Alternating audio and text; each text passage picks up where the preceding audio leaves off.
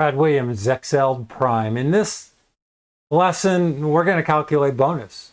Or in this particular case, if you win, you make some money. If you lose, well, you make less money. No.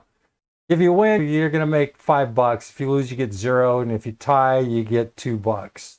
What am I talking about? I don't know what I'm talking about. Here's the setup. We got, I don't know, you can call it betting, you can call it a bonus, what have you.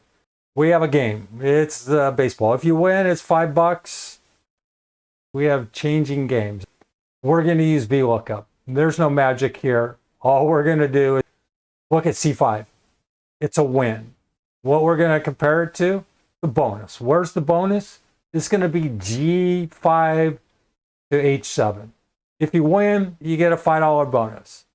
If you lose, you get 0. If you tie, you get 2.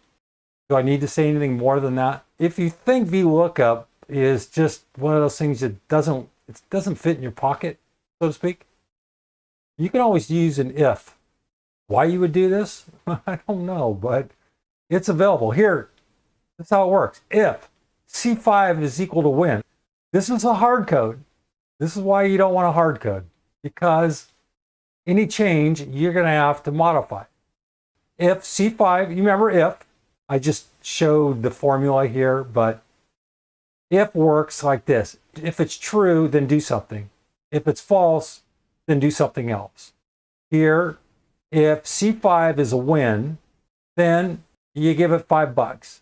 Otherwise, and you can go to 3. If C5 equals loss, you go 0. And if C5 is 2, well, this should be 5, but who cares? I'll change it to 5. But that's it. Here we go. This is the live action shot here. Here's how it works, and experiment with it. Brad Williams, Excel Prime.